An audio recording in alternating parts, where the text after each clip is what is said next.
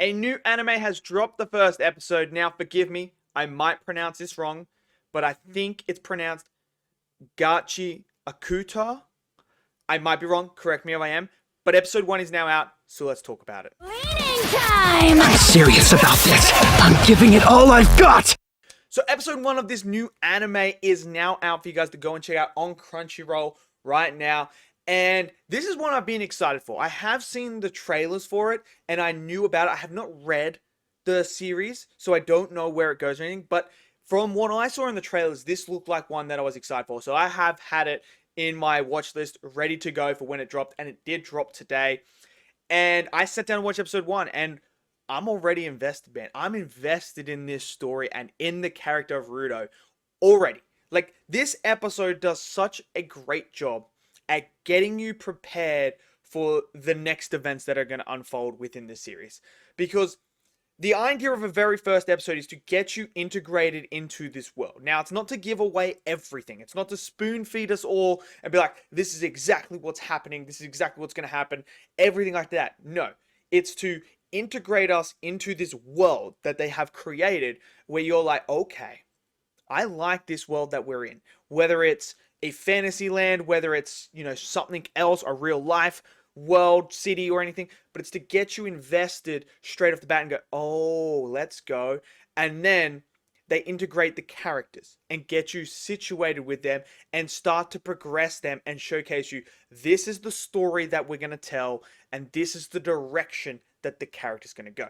Episode 1 here executes that brilliantly because we have a character in Rudo who is a trash person who goes around collecting people's trash and bringing it and then fixing it up to support himself and to be able to basically function in life. Now, they do a really good job early on here of showcasing you the world. Now, you instantly see that there are two sides to this place.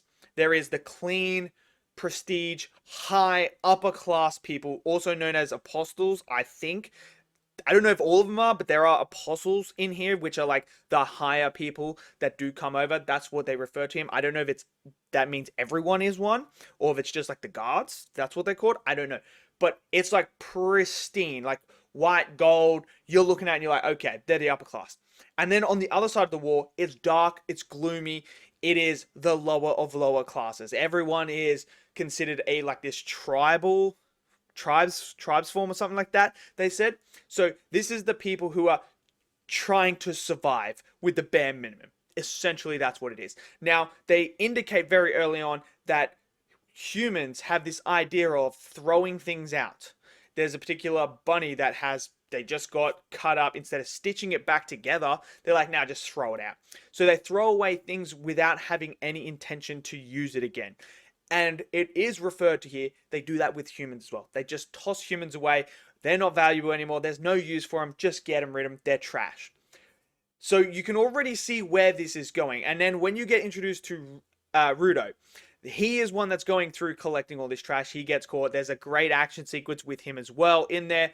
But this is where we start to learn a bit of the backstory of him and how he is seen as someone, even in the side that is the lower class, as even more of a trash person. He's like the low of the low because we find out his father was a murderer. And people already are like, yeah, he's the son of a murderer. He will eventually do this. He will eventually kill.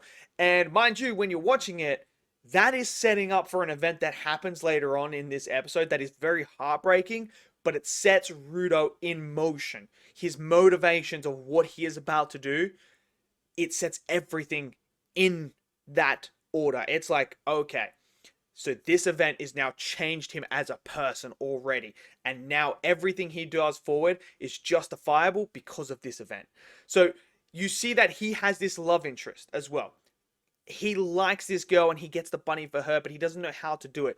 We again get introduced to his stepfather who took him as a little kid and raised him, so he owes him everything. And he says there's nothing I can do to repay him, because we find out that this man, Rudo, his hands, bro, I don't know whether they've just been burnt to a crisp or what that is right now. I think it might have been burns. I don't know.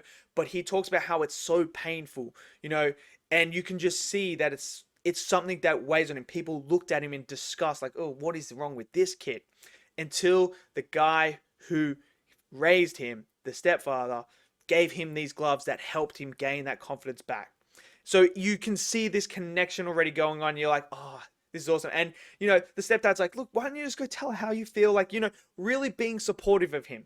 And then this is where we find out about the pit, where they drop the criminals down into the pit to this giant, like, trash. Now, no one's ever come back or anything like that. No one knows. Once they're down there, what happens.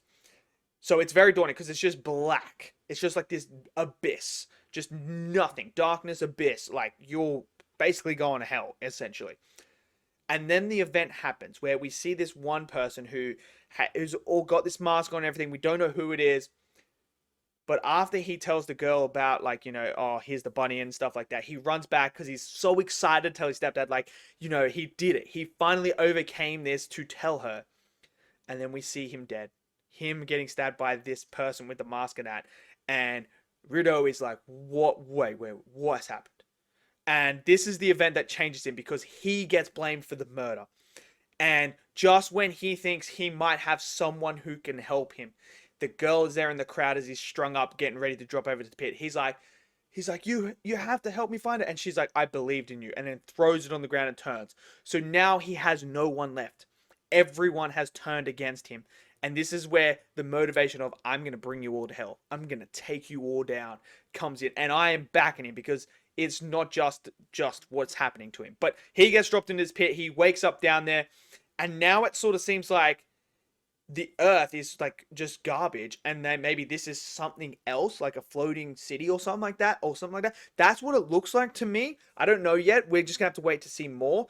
But it's very, very awesome already. I'm invested in the Rudo character. I'm invested in the story. I'm invested in the world itself. The animation is great. The animation looks fantastic. Like, I really love the design work of the characters too, and the way that they brought them to the screen. They look so freaking cool, man. It looks really good. And the contrast of how it was animated to showcase you the difference of the two sides with this bright white gold look of this thing, and as soon as you put it up against the other one, it's just dark and gloomy on the other side with like these really like browny darky blue colors that just like make it feel very icky and like disgusting. It's beautiful how they chose to bring that to the screen in the animation. I thought it did a great job. The score's fantastic. I'm in. I'm in already, man. This is gonna be a ride, and I'm here for it. I loved it. But I want to know what you guys think. Did you guys enjoy the first episode? Smash it down in the comment section below. Smash that like button for me. Click subscribe. And I'll see you guys next video. Until then, stay safe and peace out.